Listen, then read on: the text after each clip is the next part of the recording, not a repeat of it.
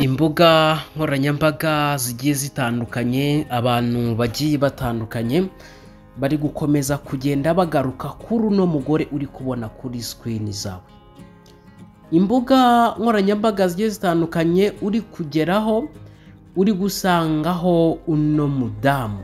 Biri kugenda bivugwa bihwihwiswa ko ari we waba waragize uruhare rukomeye cyangwa se ngo ari we nshoreke ya Bwana Erasme uherutse kweguzwa ku buyobozi. Ngira ngo nje hano wenda kugira ngo tube twagira bimwe na bimwe tugenda dukorifayinga, cyane ko abantu benshi bagiye batandukanye bari gukomeza kugenda bagaruka kuri uno mumama, bati rwose ahantu rwose nawe ari wowe waharenganira, ati ntabwo twarenganya Bwana Erasme, ati gutya na gutya, ati murabizi abagore nyine hari ukuntu nyine bajya bagira gutya bakaturusha nyine imbaraga zabo, haba mu buryo nyine bw'imitekerereze bitewe nyine n'uburyo bapiyaringa n'uburyo bagaragara. So ngira ngo rero nje hano kugira ngo wenda tube twagira icyo tugenda tugarukaho kuri aya makuru ari gukomeza kugenda avugwa ku mbuga nkoranyambaga zigiye zitandukanye.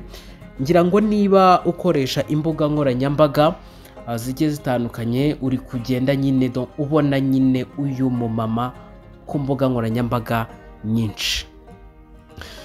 Abantu bagiye batandukanye bari kwibaza bati ese koko uyu nguyu niwe waba warigize cyangwa se niwe waba waragize uruhare mu kweguzwa kwa Bwana Lazinda Erasme bivugwa ko yaje kwirukanwa ku buyobozi. Ngira ngo wenda nkundire gato tubanze turebe itangazo ryasohowe n'akarere ka Nyanza intara y'Amajyepfo. Ni itangazo ryasohotse ku itariki 15 z'ukwa kane uyu mwaka w'2025.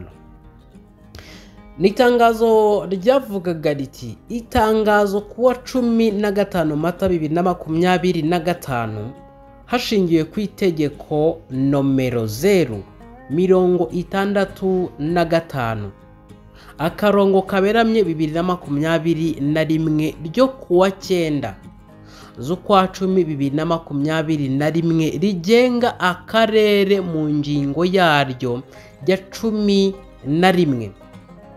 None kuwa 15 Mata 2025 inama idasanzwe y'inama njyanama y'akarere ka Nyanza yafashe umwanzuro wo guhagarika Bwana Lazinda Erasme mu nshingano zo kuyobora akarere ka Nyanza kubera kutuzuza inshingano uko bikwiye. Ngira ngo iri tangazo niho ryasohotse.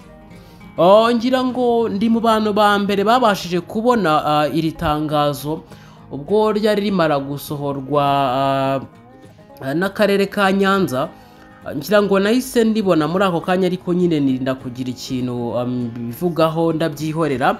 Ubwo rero nibwo nagiye mbona mu bitangazamakuru bigiye bitandukanye, abanyamakuru bagiye batandukanye, aba-influencers hano nyine kuri social medias, haba muri industry nyine ngenda mbona noneho iyi nkuru batangiye kugenda bayibreakinga, bakagaragaza amafoto agiye atandukanye, bati uyu niwe wari inshoreke ya Bwana Erasme, ati niwe gutya ndagutya nyine babigenzaga nyine bla bla.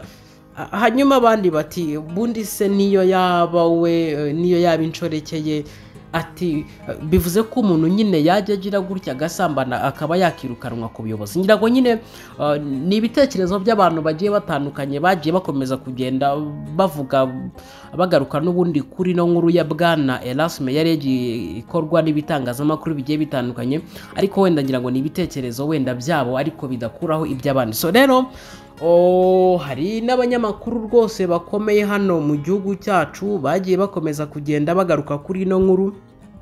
Ngira ngo hari n'abagiye bavuga bati yagize gutya arahafata yifotoreza mu biro nyine nyine ngo yifotoreza mu biro nyine by'uno muyobozi bwana Erasme nyine wakoreraga n'ubundi akarere ka Nyanza intara y'Amajyepfo. Ariko ukibaza uti ibi bintu koko nyine imbuga nkoranyambaga zivuga ibintu byinshi bigiye bitandukanye, niyo mpamvu wenda abantu tutapfa no kubyizera gutyo. Ariko wenda ngira ngo aya ni amakuru ashobora kwemezwa,